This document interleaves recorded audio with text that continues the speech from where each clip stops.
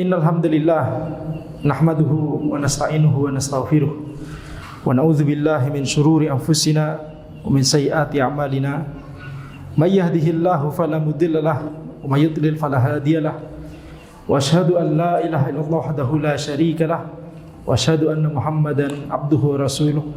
Allahumma shalli wa sallim ala sayidina Muhammad wa ala alihi wa sahbihi ajma'in. Amma ba'd.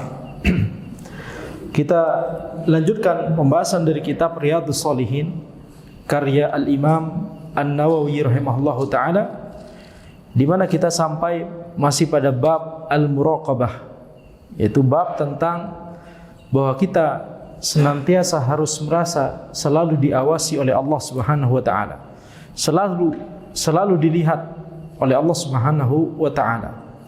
Kita sampai pada hadis kedua dari bab ini, an Abi Dzar Jundub bin Junadah wa Abi Abdurrahman Mu'adz bin Jabal radhiyallahu anhuma an Rasulillah sallallahu alaihi wasallam qala.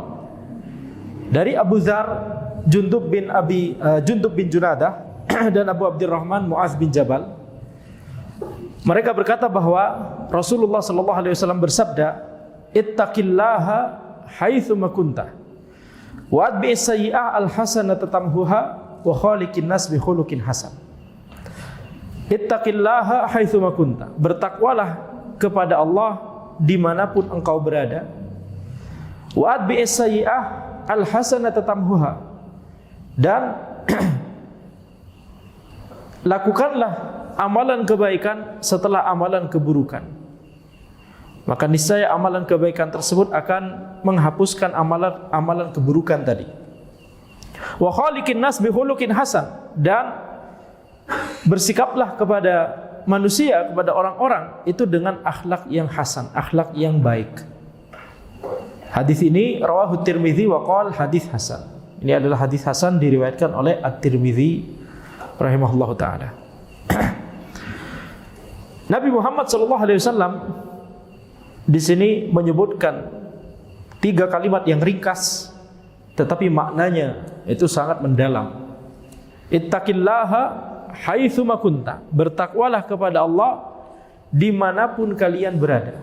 Yang dimaksud dengan takwa yaitu ketika seseorang melaksanakan apa yang Allah perintahkan dan menjauhi apa yang Allah larang. Ini yang dimaksud dengan takwa. Dan takwa itu bertingkat-tingkat. Ya, ada ketakwaan yang membuat seseorang mengerjakan yang wajib, meninggalkan yang haram. Kalau kemudian berbuat dosa dia langsung bertaubat, ada tingkat ketakwaan yang demikian. Ada tingkat ketakwaan yang lebih bagus lagi, membuat seseorang mengerjakan yang wajib, mengerjakan yang sunnah, meninggalkan yang haram, meninggalkan yang makruh. Kemudian perkara mubah alhamdulillah dilaksanakan, halal gitu ya. Tapi sebagian perkara mubah yang kurang manfaat, maka itu ditinggalkan. Nah, ini ketakwaan yang tertinggi. Ini sudah dibahas di pertemuan sebelumnya ketika kita membahas hadis Jibril. Ya, kita telah membahas 3 tingkatan agama. Kita murajaah lagi sejenak ya, sebentar. Apa saja 3 tingkatan agama? Yang pertama, yang paling bawah adalah Islam. Di atasnya adalah iman, di atasnya lagi adalah ihsan. Tingkatan Islam, iman dan ihsan. Tingkatan Islam yaitu ketika seseorang dia memiliki aslul iman, pondasi keimanan. Dia memiliki keimanan yang paling minimal sehingga membuat dia termasuk muslim di sisi Allah Subhanahu wa taala. Ini tingkatan paling bawah, tingkatan Islam. Kemudian di atasnya lagi adalah tingkatan iman, yaitu ketika seseorang selain dia memiliki aslul iman, pondasi keimanan, pokok keimanan, iman paling minimal tadi, tapi dia mengerjakan setiap yang wajib, meninggalkan setiap yang haram, dan kalau terjerumus pada dosa, namanya saja manusia, pasti berbuat dosa atau kesalahan, dia langsung bertaubat. Ini tingkatan iman. Berarti di bawahnya yang tadi tingkatan Islam, itu berarti dia masih punya keimanan, cuma dia itu masih melakukan kemaksiatan, tidak kunjung bertaubat misalkan, dia terus bergelimang dalam dosa tersebut, ya, ini tingkatan, berarti tingkatan paling bawah. Dia masih punya keimanan minimum, dia bersyahadat la ilaha illallah Muhammadur Rasulullah, dia termasuk saudara kita muslim, tapi gemar melaksanakan dosa ghibah misalkan, tidak kunjung bertaubat. Pelaku minum khamr misalkan, atau pelaku zina tidak kunjung bertaubat, tapi masih muslim. Ya, atau dosa-dosa yang lain yang dia tidak kunjung bertaubat dari dosa tersebut. Ya, maka ini tingkatan paling bawah tadi, tingkatan Islam. Tingkatan di atasnya tingkatan iman, yaitu ketika seorang mengerjakan yang wajib, meninggalkan yang haram, kalau terjerumus pada dosa langsung bertobat. Ini saja sudah susah sekali, betul tidak? Butuh taufik dari Allah, butuh pertolongan dari Allah. Makanya kita senantiasa minta pertolongan Allah setiap kita sholat, setiap kita membaca Al-Fatihah. Ya, ihdinas siratal mustaqim, tunjukilah kami jalan yang lurus. Itu kita minta pertolongan kepada Allah supaya kita dapat hidayah dan taufik, sehingga bisa bertakwa kepada Allah, minimalnya di tingkatan kedua, di tingkatan iman. Jadi idealnya, minimalnya adalah idealnya gitu ya, tingkatan iman. Kalau di bawahnya, maka ini berarti orang tersebut masih melakukan dosa dan gak kunjung bertaubat. Muslim tapi penipu misalkan, Muslim tapi suka bohong, suka dusta misalkan, Muslim tapi suka melihat yang haram-haram misalkan, Muslim tapi suka ghibah misalkan, dan seterusnya. Ya, dia tidak kunjung bertaubat. Nah, itu tingkatan paling bawah tadi. Tingkatan kedua iman. Tingkatan yang paling tinggi adalah tingkatan ihsan. Apa tingkatan ihsan? Orang yang mengerjakan yang wajib, berusaha mengerjakan yang sunnah, meninggalkan yang haram, meninggalkan yang makruh. Kemudian sebagian perkara mubah itu ditinggalkan karena kurang manfaat atau bahkan tidak ada manfaatnya. Tapi kalau perkara mubah yang lain, ya maka boleh-boleh saja, halal gitu ya. Ini tingkatan paling tinggi. Ini tingkatan as-sabiqunal awwalun, orang-orang yang terdepan, yang fastabiqul khairat, yang berlomba-lomba dalam kebaikan. Ini tingkatan ihsan. Maka ketakwaan itu juga bertingkat-tingkat. Ketakwaan yang penuh cacat itu adalah ketakwaan yang dimiliki orang-orang tingkatan paling bawah tadi, tingkatan Islam. Ketakwaan yang ideal, yang tapi minimal, itu tingkatan yang kedua tadi, tingkatan iman. Nah, ketakwaan yang paling tinggi adalah yang di tingkatan ihsan. Dan kita semua masing-masing itu punya kesempatan untuk berada di tingkatan yang paling tinggi itu. Dan para ulama menyebutkan, siapakah yang disebut wali Allah? Wali Allah itu adalah orang-orang yang ada di tingkatan kedua dan ketiga. Itu yang disebut dengan wali Allah. Walaupun kita nggak ada keturunan wali, walaupun kita nggak ada background pendidikan agama, tapi kita semangat belajar ilmu syar'i, kemudian semangat untuk mengamalkannya. Maksudnya background pendidikan agama, maksudnya pendidikan formal, bukan lulusan pondok, lulusan jamiah, universitas Islam misalkan. Nggak ada background sama sekali. Kita pekerjaannya pekerjaan dunia gitu ya. Tapi ketika dia menuntut ilmu syar'i, duduk di kajian, kemudian mengamalkan ilmu yang dia dapatkan, dia bisa menjadi wali Allah Subhanahu wa taala. Dengan cara apa?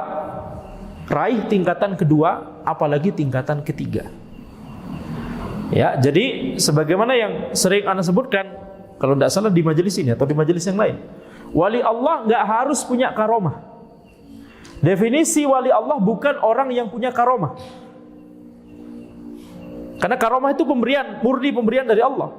Ada banyak sahabat yang tidak Allah berikan karomah, tapi mereka sahabat Nabi SAW.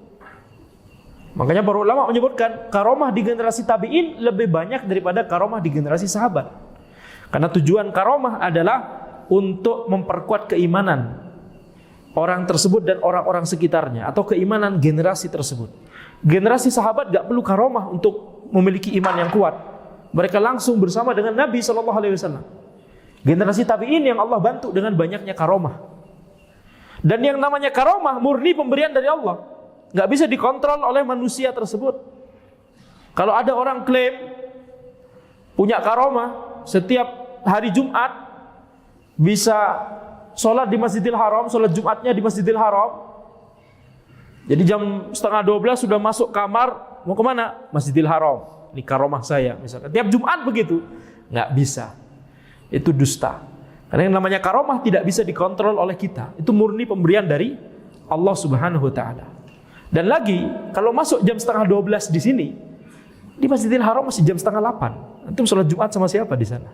Ya. Jadi tolong ini perbedaan waktu diperhatikan. Ya, jadi kalau mau sholat Jumat di sana maka 3:30 di sini ya. Baik. Nah sekarang ittaqillaha haitsu ma kunta. Bertakwalah kepada Allah dimanapun kalian berada. Bertakwalah kepada Allah dimanapun kalian berada. Ya namanya takwa itu tidak peduli apakah kita di tempat yang ramai atau apakah kita di tempat yang kita sendirian. Apakah kita di hadapan orang yang yakni kita hormati atau itu bukan orang yang kita hormati misalkan. Itu bukan atasan kita misalkan. Ya, jadi yang namanya ketakwaan itu senantiasa kita harus terapkan dimanapun. Jangan coba kemudian kita berusaha jujur dalam bisnis misalkan karena atasan lagi datang nih misalkan gitu ya. Kalau atasan nggak ada, kita berbuat curang, misalkan. Maka ini tidak boleh. Ya, ittaqillaha haitsu ma kunta. Bertakwalah kepada Allah dimanapun kalian berada. Baik dalam masalah ibadah, baik dalam masalah muamalat. Bertakwa kepada Allah dalam masalah ibadah jelas. Maknanya adalah kita melaksanakan ibadah kepada Allah dan dengan niat yang lurus dan dengan tata cara yang sesuai dengan sunnah Nabi Muhammad SAW. Ibadahnya diarahkan kepada Allah, itu satu, bukan diarahkan kepada jin, bukan diarahkan kepada makhluk. Ya, ibadahnya harus hanya diarahkan kepada Allah. Itulah tauhid. Kalau diarahkan kepada selain Allah itu adalah kesyirikan, syirik akbar. Kemudian niatnya lurus, tidak mengharapkan pujian orang, tidak mengharapkan dunia. Ya, jadi terbebas dari riya, sehingga dia terbebas dari syirik asghar. Contohnya riya. Jadi 2 poin pertama ini membuat dia terbebas dari syirik akbar dan syirik asghar. Kemudian poin ketiga adalah melaksanakan ibadahnya sesuai dengan yang diajarkan oleh Nabi Muhammad SAW. Itu bagian dari definisi takwa. Jadi kalau seseorang itu mempelajari atau mengamalkan ibadah tanpa mempelajari ilmu agamanya terlebih dahulu, tanpa mempelajari ilmunya terlebih dahulu, maka ini walaupun dia zahirnya dia melaksanakan ibadah tersebut, tapi kalau salah-salah, tapi kalau dia melakukan sesuatu yang enggak ada dalilnya dari Nabi SAW, ini enggak masuk definisi takwa. Jadi takwa dalam masalah ibadah harus tercakup, harus mengandung 3 poin tersebut. Yaitu ibadahnya diarahkan hanya kepada Allah, ibadahnya itu kita mengharapkan pahalanya hanya dari Allah, dan ibadahnya itu dilakukan sesuai dengan apa yang diajarkan oleh Nabi Muhammad SAW. Ini takwa dalam masalah ibadah. Sedangkan takwa dalam masalah muamalat, ini dia tidak berbuat kezaliman dan kecurangan, dia tidak berbuat penipuan. Ya, dia tidak berbuat sesuatu yang bisa merugikan orang lain. yakni al-adl, prinsip keadilan dan kejujuran itu harus dipegang teguh oleh seseorang ketika dia bertransaksi muamalat. Siapa? Kita semua. Bukankah kita semua melakukan transaksi muamalat itu? Ya. Makanya di dalam Islam dilarang jual beli yang transaksi-transaksi yang itu mencakup kezaliman, mengandung kezaliman dan mengandung penipuan. Walaupun orangnya tidak tahu, korbannya tidak tahu, tapi Allah melihat, Allah memperhatikan kita. Ya. Allah mengawasi kita. Itu inti dari bab ini.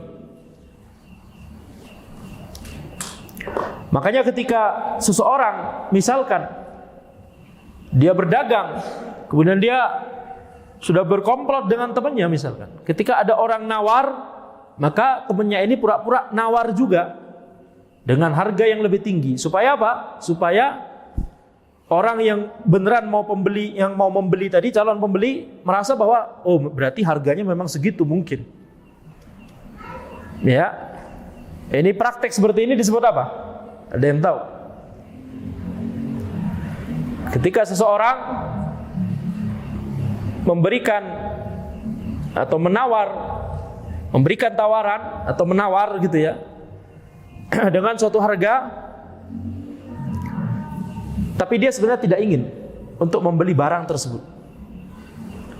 Ada yang sudah belajar fikih muamalat, itu lab, ini santri baru ini ya. Dari mana tuh?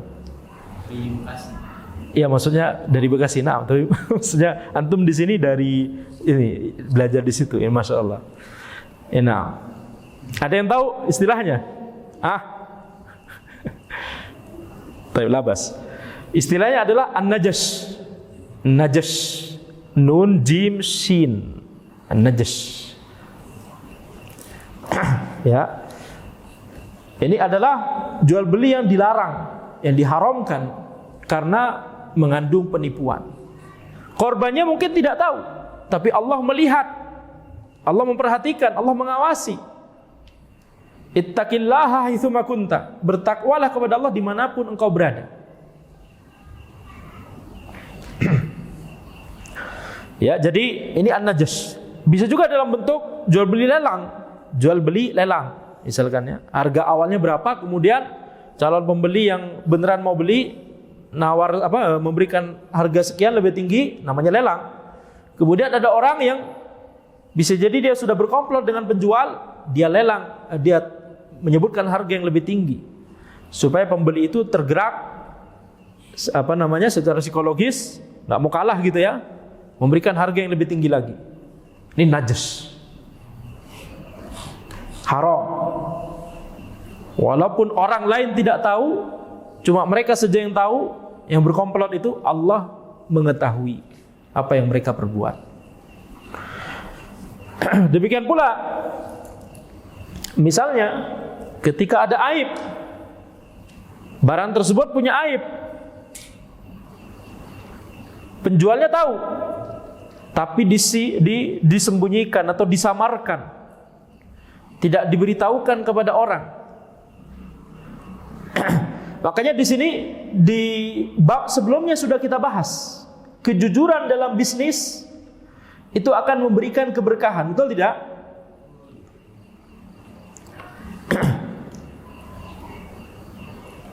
Ketika seseorang mulai melakukan itu namanya apa? Tadlis. Tadlis adalah barang yang harusnya buruk, ada keburukan, ada cacat, kemudian disamarkan, ditampakkan seolah tidak ada cacat tersebut. Ini namanya tadlis. Tadlis dalam fikih muamalat, karena nanti ada juga istilah tadlis dalam ilmu hadis. Mirip, maknanya mirip, cuma beda konteks gitu ya. Kalau tadlis dalam ilmu hadis, maknanya adalah dia mendengar hadis dari seorang syekh, gurunya, tapi gurunya ini dhaif. Dia nggak mau hadis-hadis yang selama ini dia riwayatkan dari gurunya, udah 5 tahun belajar sama guru, sama syekh tersebut, ternyata kok ini jadi dhaif semua ini. Misalkan, dia nggak ridho dengan hal itu. Kemudian apa? Ketika dia meriwayatkan hadis pada orang lain, dia sebut nama gurunya dengan nama lain yang tidak ketahuan gitu ya, yang tidak kelihatan ya, atau yang tidak terkenal. Tapi itu juga bagian dari nama gurunya, sehingga orang nggak sadar bahwa ini adalah perawi yang dhaif itu. Ya, itu namanya tadlis. Sama, menyamarkan kecacatan, menyamarkan kelemahan. Ya, kenapa ngobrol? Ngobrol kenapa? Perhatikan, catat. Kalau kajian jangan ngobrol sendiri. Jelas ini? Jelas?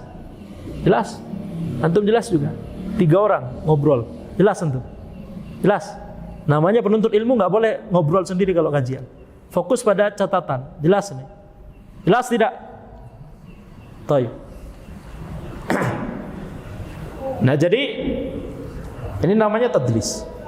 Nah, tadlis dalam muamalat seperti yang tadi kita sebutkan. Barang yang cacat kemudian kecacatannya itu disamarkan. Nah, kalau misalkan memang barangnya cacat, apa yang wajib untuk dilakukan oleh penjual? Memberitahu dengan jujur. Memberitahu dengan jujur apa saja kecacatan pada barang tersebut, ya, supaya jual belinya menjadi berkah. Nah, kalau sudah diberikan informasi bahwa ini ada cacat, kemudian pembeli tetap menerima, alhamdulillah, gitu ya. Tetap bisa jual belinya sah, berarti halal. Jual belinya halal.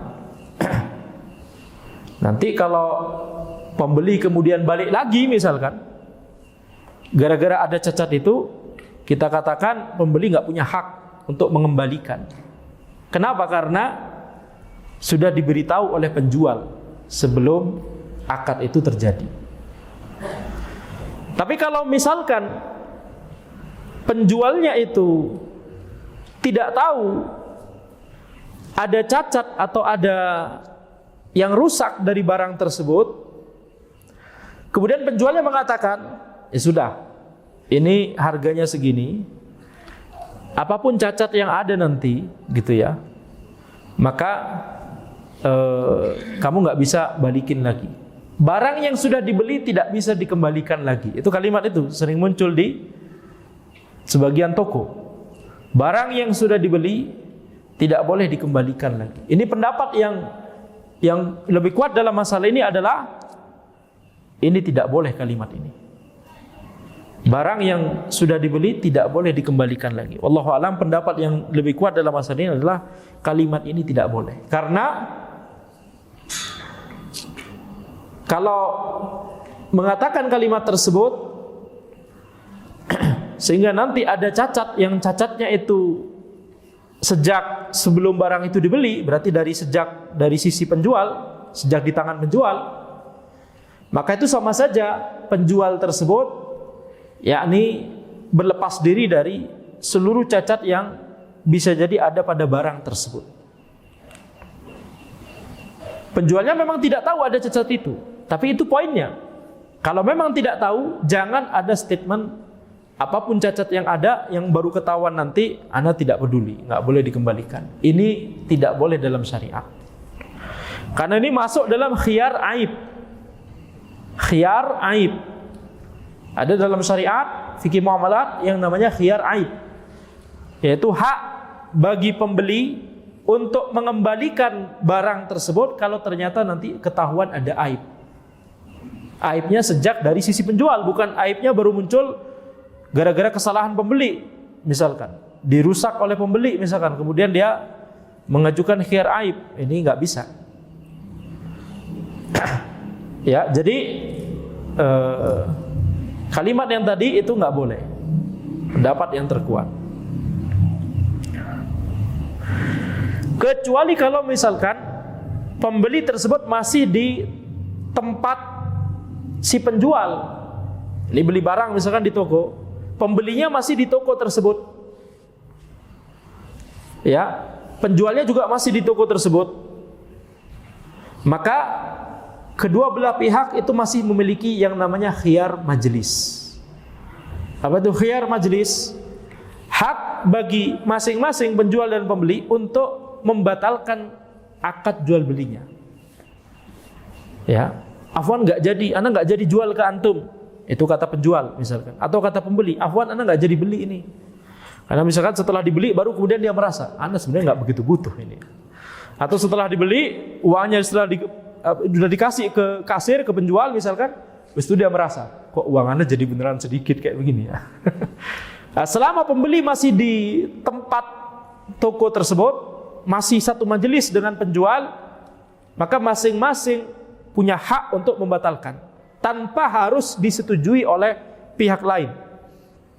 Jadi ketika pembeli mengatakan afwan, ana nggak jadi beli, maka ini transaksinya berarti nggak jadi.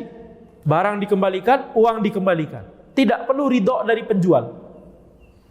Walaupun penjual mengatakan ana nggak mau, itu salah secara syariat, dia berdosa. Itu namanya khiyar majlis. Tapi kalau sudah keluar dari majlis, maka tidak ada lagi khiyar majlis.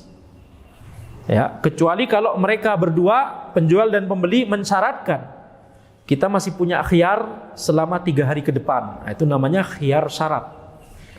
Kalau khiyar majlis masih di satu tempat, itu otomatis dimiliki setiap transaksi jual beli. Ya, itu namanya khiyar majlis. Kalau jual belinya offline tentunya.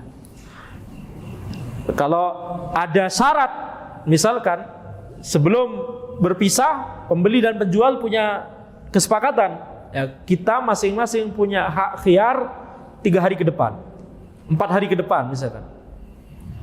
Maka ya sudah, berarti selama 3 hari ke depan, 4 hari ke depan tersebut, masing-masing boleh membatalkan dan nggak perlu ridho dari pihak satunya. Mirip seperti khiyar majlis, tapi ini udah nggak di majelis lagi. Makanya ini disebut namanya beda. Namanya khiyar apa tadi? Khiyar syarat. Nah, kalau yang terkait dengan barang yang cacat, itu khiyar aib namanya. Itu yang tadi kita bahas. Jadi kalau misalkan ada aib yang itu penjual memang tidak tahu, kemudian pembeli beli, udah dibawa pulang, udah dipakai misalkan, kemudian ternyata ada aib yang itu pembeli melihat itu berasal sejak dari tangan penjual, maka pembeli punya khiyar aib. Apa yang bisa dia lakukan? Dia bisa tetap mempertahankan barang itu, ya. Kemudian dia dapat kompensasi aibnya. Ini harganya tadi waktu kemarin dibeli misalkan 100.000, tapi gara-gara ada aib ini harusnya ini harganya berkurang jadi 80.000. Ah, berarti pembeli berhak untuk tetap menggunakan barang tersebut, tetap ambil barang tersebut, tapi penjual harus ngasih 20.000 ke pembeli. Itu namanya khiyar aib. Atau opsi kedua, dibalikin barangnya, uang 100.000 dibalikin lagi ke pembeli. Jadi nggak jadi gitu ya. Antara jadi atau nggak jadi. Kalau jadi jual belinya, maka ada ada selisih harga antara harga yang dia beli waktu itu dengan harga yang real karena ada cacat. Ini kalau apa? Kalau aib tersebut memang tidak diketahui oleh penjual. Penjualnya nggak dosa karena memang nggak tahu bahwa ada aib itu. Baru ketahuan setelah dibeli pembeli yang melihat. Maka dalam proses ini coba lihat, masing-masing dibutuhkan kejujuran. Penjual jujur, dia sudah menyampaikan seluruh aib yang dia ketahui. Kalau dia nggak tahu ada aib sama sekali, ya sudah, dia katakan ini barang bagus. Ya, bukan kemudian rusak parah, kemudian dalam iklannya lecet dikit, nggak ngaruh misalnya.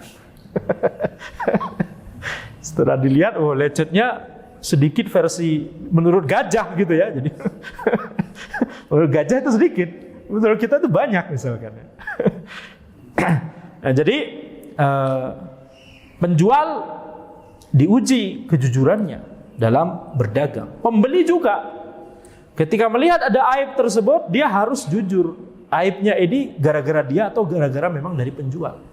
Masing-masing diuji kejujurannya, dan masing-masing akan apakah diberikan keberkahan atau tidak pada hartanya tergantung dia jujur atau tidak. Bisa jadi penjual karena jujur diberikan keberkahan dalam satu akad transaksi tersebut, tapi pembeli tidak diberikan keberkahan karena dia curang.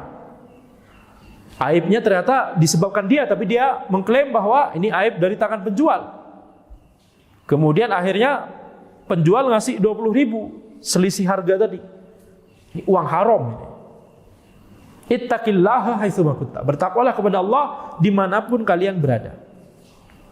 Wa atbi'is sayyi'ah al hasanata tamhuha. Dan Lakukanlah amalan kebaikan setelah amalan keburukan, maka niscaya amalan kebaikan tersebut akan menghapuskan amalan keburukan itu. Ini adalah sebuah kaidah dalam syariat, bahwa dosa-dosa selama itu bukan dosa besar, maka dosa-dosa kecil itu bisa dihapuskan oleh amalan-amalan kebaikan yang kita lakukan. Oleh sholat kita, oleh zakat kita, puasa, haji atau umroh, oleh amalan kita birrul walidain, oleh taubat kita. Taubat juga amalan soleh, betul tidak? Itu amal soleh yang wajib dilakukan setelah amalan keburukan. Tapi kalaupun misalkan tidak bertaubat, tapi dia melakukan sholat, melakukan zakat, melakukan sedekah, maka dosa-dosa kecilnya itu bisa gugur karena amalan-amalan ibadahnya tadi, amalan-amalan kebaikannya, walaupun nggak bertaubat secara khusus dari dosa-dosa kecil tersebut. Ini kemurahan dari Allah, ini rahmat dari Allah Subhanahu wa ta'ala. Karena hukum asalnya adalah setiap dosa kita harus bertaubat. Tapi yang namanya dosa-dosa kecil, wah ini banyak sekali kita lakukan setiap harinya, betul tidak? Nggak sengaja mencela orang, nggak sengaja gibahin orang misalkan. Nah, gibah itu bertingkat-tingkat juga. Ada gibah yang dosa besar, ada gibah yang dosa kecil. Ya. Tapi dosa-dosa kecil secara umum di jalan misalkan ya, banyak orang yang wanita yang nggak nutup aurat misalkan, kemudian kita pandangan-pandangan mata misalkan yang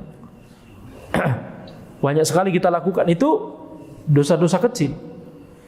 Kalau kita lakukan amalan-amalan, ya, itu tergantung juga, itu bertingkat-tingkat juga. Dosa kecil bisa naik jadi dosa besar, tergantung. Antum melihat di jalan ada aurat terbuka, kemudian antum pelototin sampai nabrak. Ini bisa jadi naik menjadi dosa besar. Nah, tapi intinya dosa kecil itu bisa dihapuskan dengan amalan kebaikan kita. Tidak perlu taubat khusus terhadap dosa kecil tersebut. Sebagaimana sabda Nabi Muhammad SAW, as-salawatul khams wal jum'ah ila jum'ah wa ramadan ila ramadan mukaffiratun lima bainahunna mastanabal kabair idza istanabal kabair. Yaitu salat 5 waktu, kemudian Jumat ke Jumat berikutnya, dari salat Jumat ke salat Jumat berikutnya, kemudian dari Ramadan ke Ramadan berikutnya, yakni dari puasa Ramadan ke puasa Ramadan berikutnya, itu adalah penggugur dosa dari dosa-dosa yang ada di antara keduanya. Selama dia menghindari dosa besar. Berarti ini apa?